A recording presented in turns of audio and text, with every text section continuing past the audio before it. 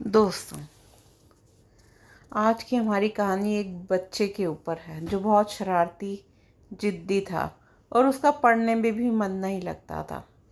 ऐसा क्या हुआ उसकी लाइफ में, उसके बचपने में, कि वो एकदम से बदल गया और इतना समझदार हो गया कि स्कूल के टीचर्स भी उसकी तारीफ करने लगे।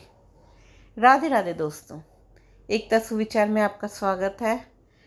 दोस्तों, कहानी पसंद आए तो वीडियो को लाइक और सब्सक्राइब जरूर कीजिएगा और कमेंट सेशन में राधे राधे जरूर लिखिएगा। आज की कहानी का हमारा शीर्षक है नीलकंठ की सीख। दोस्तों, एक गांव था।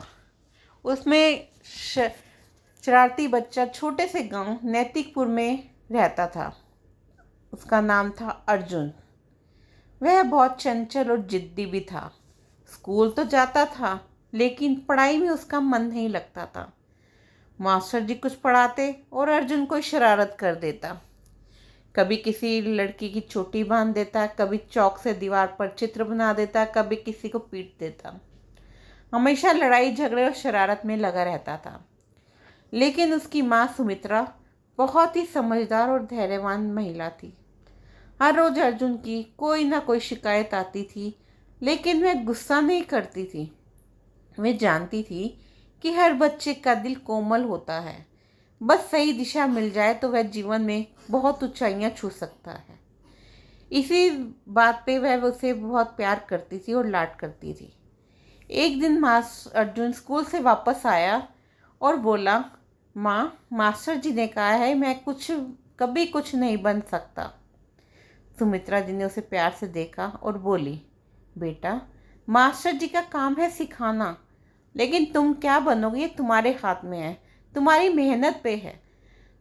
हमें यह देखना है कि तुम क्या कर सकते हो, ये नहीं देखना क्या नहीं कर सकते।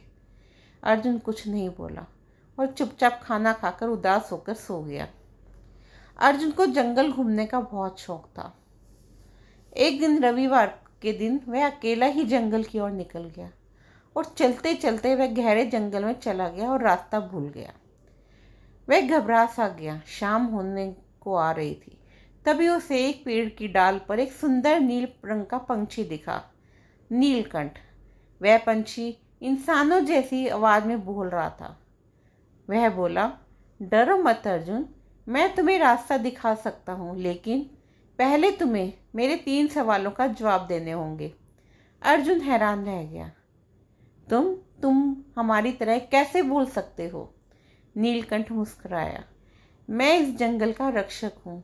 हर 100 साल में एक बार मैं बच्चों को जीवन में की सच्ची शिक्षा देने आता हूँ। क्या तुम तैयार हो? अर्जुन पहले तो घबराया, फिर धीरे से बोला, हाँ। नीलकंठ ने उसके 3 प्रश्न पूछे। पहला प्रश्न, सच्चाई और झूठ में क्या फ़र्क है? अर्जुन सोच में पड़ गया। घबराहट होने लगी, लेकिन फिर भी वह बोला, सच्चाई वो होती है जो हम दिल से महसूस करते हैं, और झूठ वो है जिससे किसी का दुख पहुंचता है। नीलकंठ मुस्कुराया, तुम्हारा उत्तर अधूरा है, लेकिन सही दिशा में है। याद रखो, सच्चाई हमेशा समय के साथ मजबूत होती है और झूठ समय के साथ बहुत कमज़ोर रह जाता है। दूसरा प्रश्न, ताकतवर कौन होता है? वह जो सबसे ज़्यादा मार सकता है या जो सबसे ज़्यादा सह सकता है? अर्जुन बोला, पहले तो मैं कहता था कि जो सबसे ज़्यादा मार सकता है, लेकिन माँ कहती है कि सहने की ताकत बहुत बड़ी होती है। शायद वही सच्ची ताकत है। नीलकंठ प्रसन्न हुआ। बहुत अच्छा अर्जुन, सहनशीलता ही सच्चा साहस है। मेरा तीसरा प्रश्न, अगर तुम्हें कोई मौका मिले जो तुम्हारे लिए बहुत अच्छा हो, लेकिन तुम्हें उसके लिए झूठ बोलना पड़े, तो क्या करोगे? अर्जुन चुप सोचता रहा क्या जवाब दे। फिर बोला, पहले तो मैं सोचता था कि झूठ बोल दूं, लेकिन फिर शायद मैं पछताऊंगा।